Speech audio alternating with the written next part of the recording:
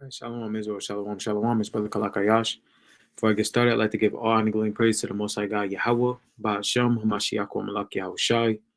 Yahweh, who the world normally calls God, Jehovah, Yahweh, but the true name of the Heavenly Father is Yahweh, and means He exists.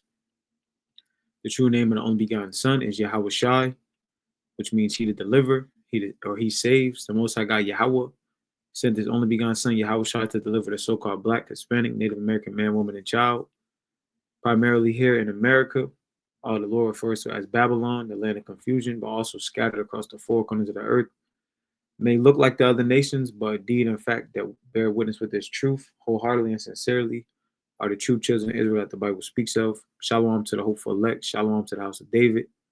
Shalom to the elders that have been doing this thing, and we have paved the way, and we have entered into their labors. The sincere Akim Akwaf scattered abroad, brothers and sisters scattered abroad. Shalom, shalom. All right, so the Lord gave me a lesson through the spirit title. Are you a servant or are you a hireling?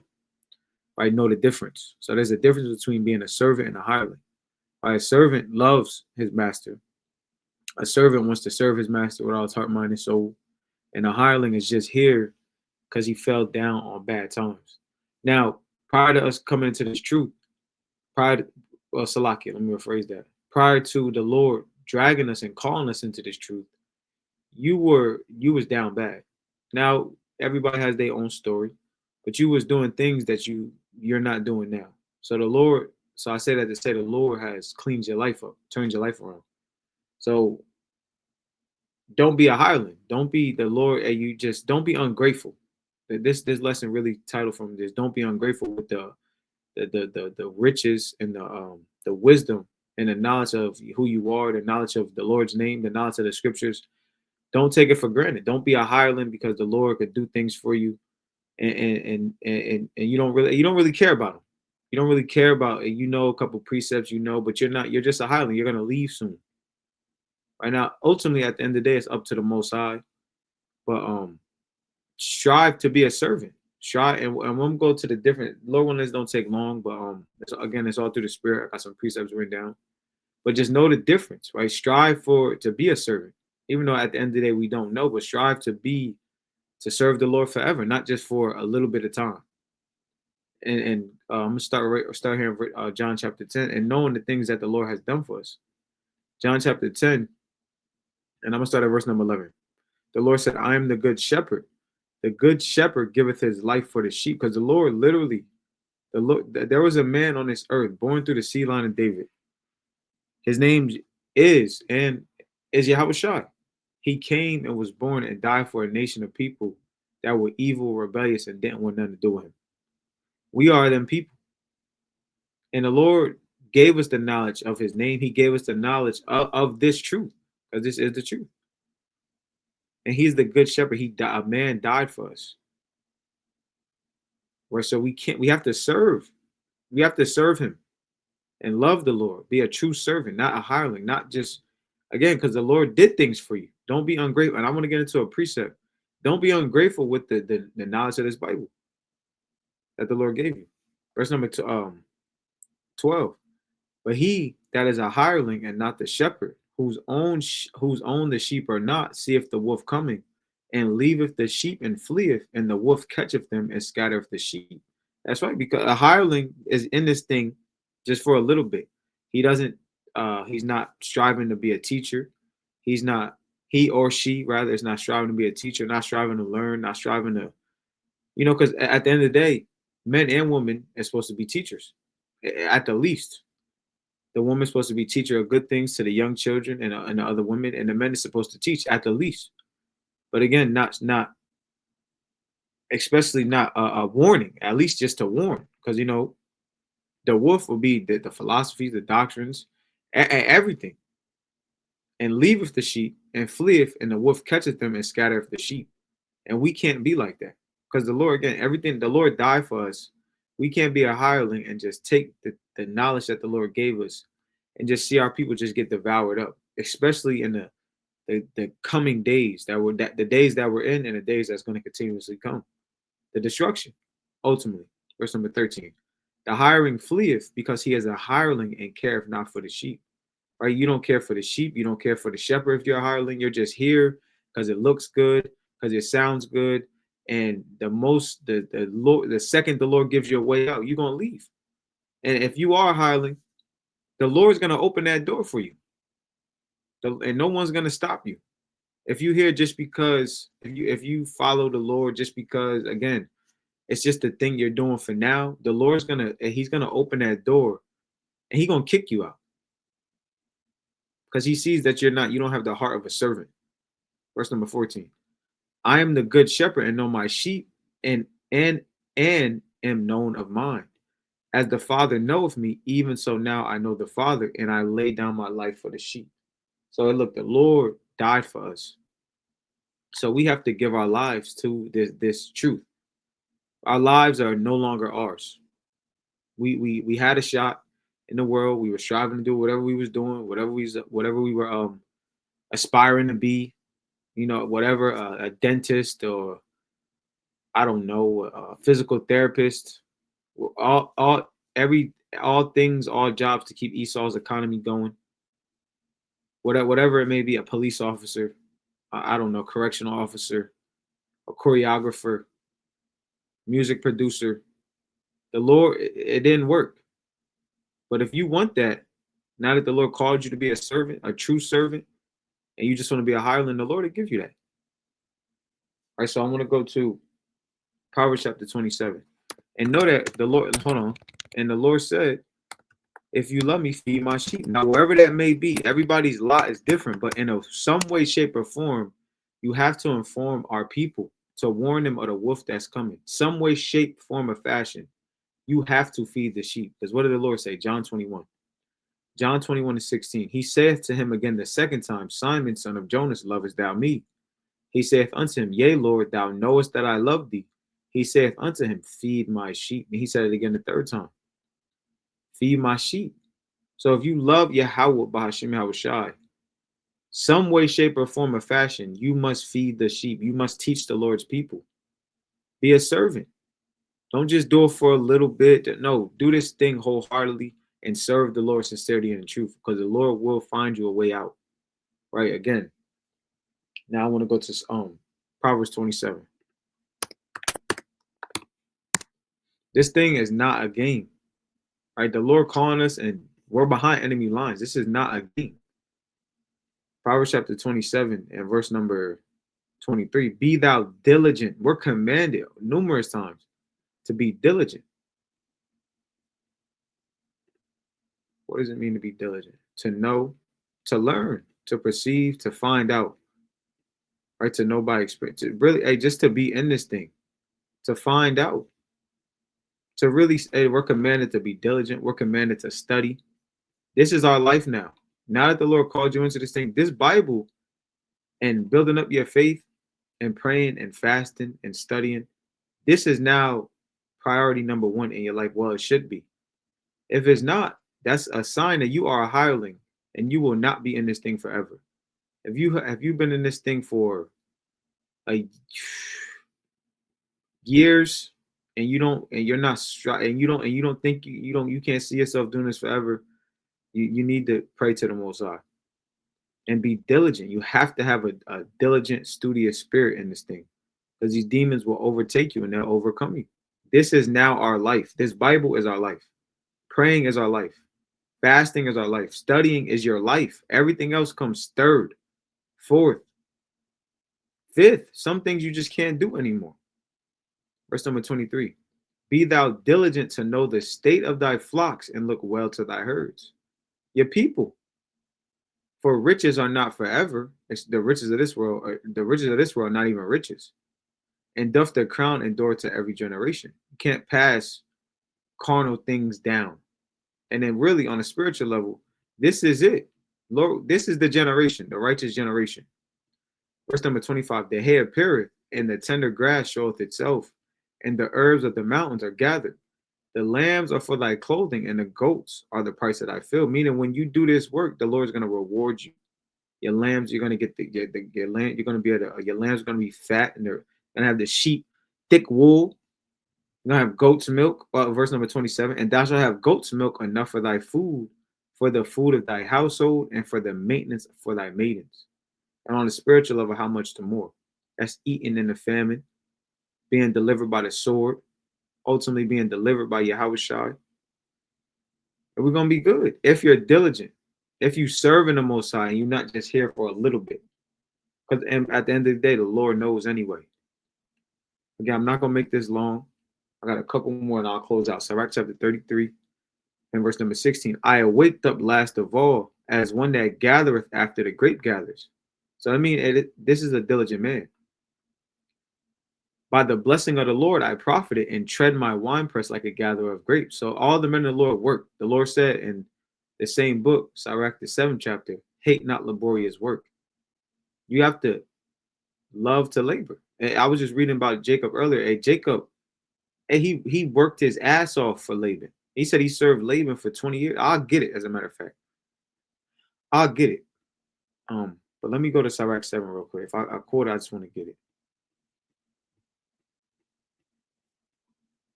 Where's Sirach at?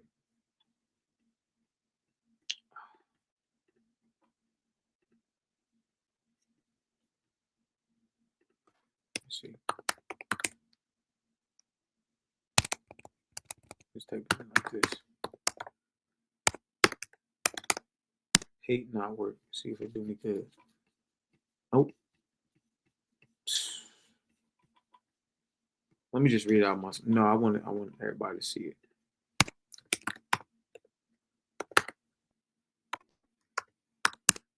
Sirach chapter 7 and 15. The Lord said, hate not laborious work, neither husbandry which the Most High hath ordained. So hey, we're laborers. The field is the world. We're in this world. The fruit is this truth. And we have to bear and bring in more fruit. That's why the Lord said, hey, the harvest is plentiful, but the laborers are few. So we can't hate that hey, this truth is work. Studying, reading, fighting the flesh, that's work. And the Lord said, hate not that. So you have to be a laborer, you have to be diligent, you have to be a servant. Verse number 17, consider that I labor not for myself only, but for all them that seek learning. And our people need this. Our people need to learn. That's what this thing, it comes, we're learning, we're reading, not to store up all this treasure for ourselves. Our people need to know. Our people don't know.